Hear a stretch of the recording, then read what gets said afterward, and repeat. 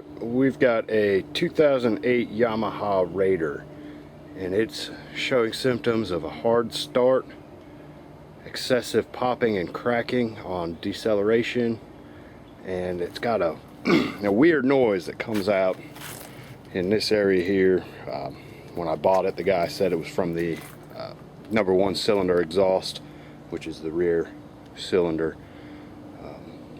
What else? Idling is kind of rough, and when you're cruising at constant throttle, it doesn't run quite right. It runs a little rough. And the starting problem we're seeing is whenever you go to start it, it doesn't want to crank up. Well, it's in gear. How about that? Who leaves their bike in gear? There we go. We'll crank it up. Doesn't want to start the first time, so we let it set a minute, and she fires right up.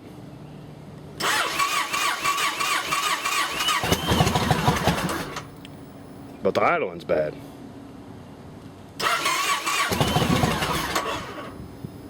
So we'll give it a little bit of throttle this time.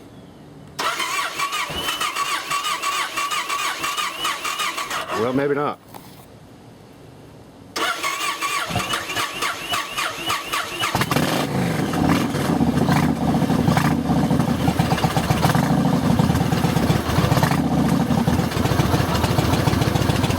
There we go. Once you get it started up, it runs. So we're going to show you how to fix this problem.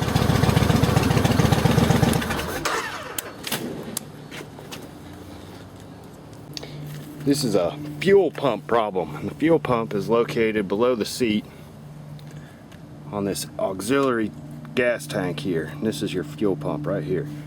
And I've already gone ahead and taken the side cover off. You need a security Torx bit to get this screw out right here, and then there's another screw back here. I don't know if you can see it. There's another 4mm hex bolt that goes in right there. And then what you do is you just take off this cover here. Be sure to shut off the gas. Take these little covers off and screw in these brass set screws here and here for your main gas tank. And when you shut those off, then you can go ahead and drain your lower tank, which I'm going to hook a hose up from the fuel pump all the way back into my gas tank. So I'll just drain my gas out of my reserve tank into my main tank, and I'll show you how to do that here in a minute. Alright, so I went ahead and taken out the 12mm hex bolts here, these two of them, one there, and then I've unhooked my gas line shutoffs from the bracket, and it should just slide right out. And there it is. There's the bracket we want to take out so we have access to the fuel pump. Alright, now the fuel pump's got a little tab here, and the electrical connector, and you pull it up, push it in that tab and pull it off. So that's your fuel pump electrical connector. Then you want to unhook this little guy. Get that out of the way. It's a little hard to do with one-handed. I'm trying to keep room in. We want to disconnect this hose. This is your fuel pump outlet. And what'll happen is there's going to be a little bit of gas in it, especially because I just fired it up. But you need to get on both sides of it and squeeze it and pull up, which is very hard to do one-handed. Let's see if I can do it with my other hand.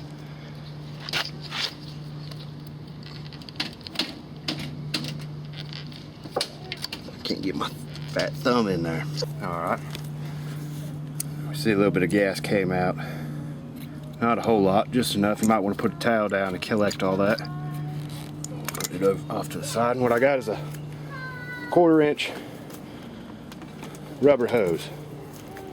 I'm going to slide that right on top there.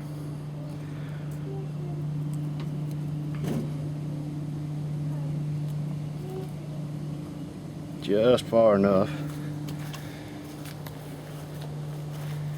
And we look at our electrical connector. like so.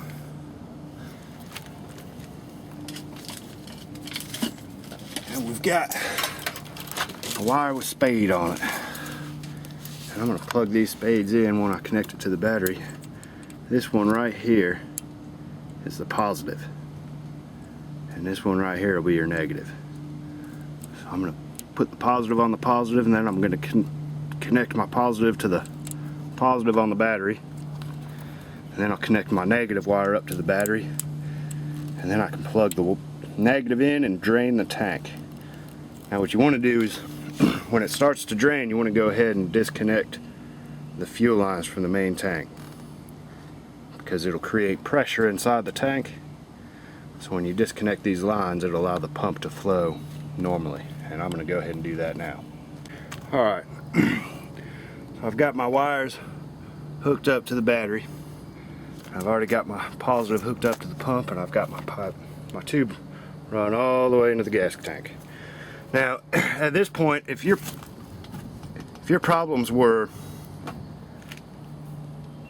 gradual instead of a real quick, all of a sudden, one day I have symptoms, one day I don't have symptoms, the next I do. If your symptoms were gradual, now would be a good time to go ahead and test your fuel line by hooking up a pressure gauge to this. You want to see about 55 to 65 psi coming from your fuel pump. I already know what my problem is. I've got a crack in the housing. So I'm going to go ahead and drain this, and I'll show you that crack here later. And there we go, we can hear the pump running. And you can't quite see inside there. Maybe you can hear it. But you can hear the pump running. Let's see if I can. There we go. We got fuel coming out, so our pump's running. And when it slows down a little bit, I'm going to cut my pump off and pull it out. But like I said, now would be a good time to test it. You can put a pressure gauge on there instead of having to pull it all the way out. But again, this wire on this side is positive, and this wire right here is negative. And I've disconnected my inlet from the main gas tank. So now we've got not building pressure up inside the tank.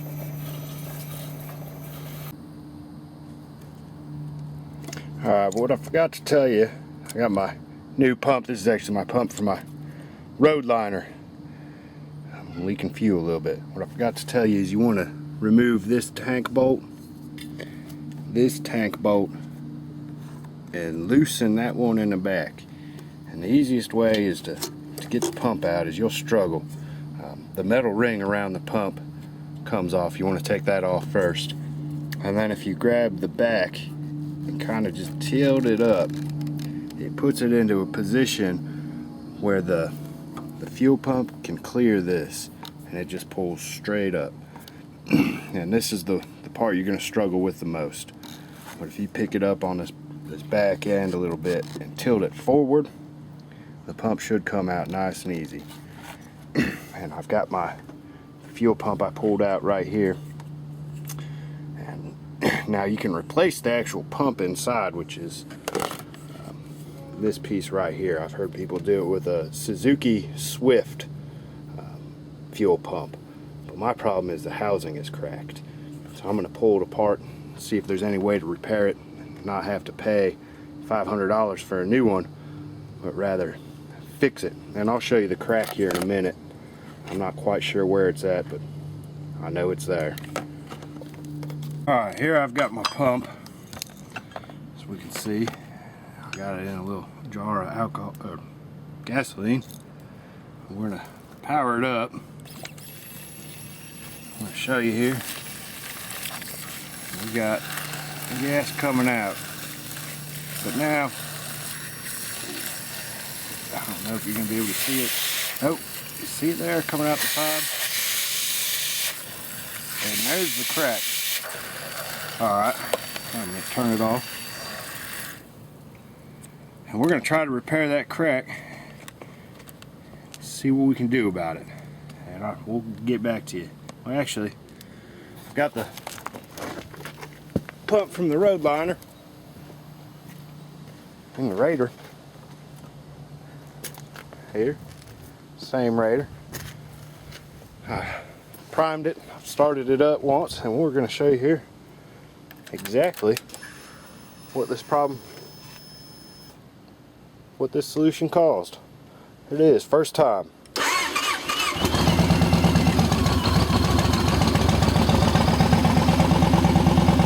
There it is.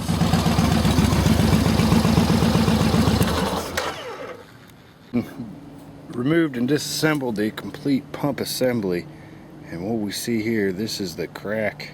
You can see it's seeping. I've gone ahead and removed the actual pump from the unit. Unfortunately, this isn't a $20 pump repair. I can't just replace the pump because the housing right here is cracked, and you can see that giant crack there. So what I've got here is a tank repair kit from AutoZone. It's rated at 1500 psi. I don't know if you can see that, it's kind of bright out, but it's for radiators, fuel, so it's fuel safe, so it can be submerged in the fuel. And we're going to try this out, see if we can get a repair going. I don't know what kind of plastic this is made out of. I might have to just plastic weld that together, but we'll see if this $15 fix will get us back up and running. Alright, well, I made a boo-boo. I didn't show you testing my fuel pump after my repair. And I didn't even show you my repair. But it's pretty straightforward on the package. It shows you exactly what you need to do and how to do it. Well, this is my 2007 Roadliner.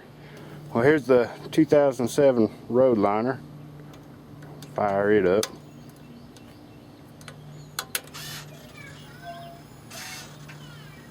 With the fixed fuel pump.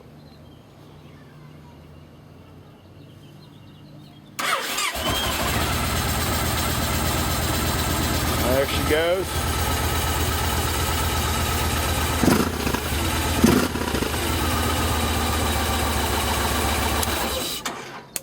Fired right up. And then we can go over here to the radiator again. Start it up. Now that I got my throttle in the right position.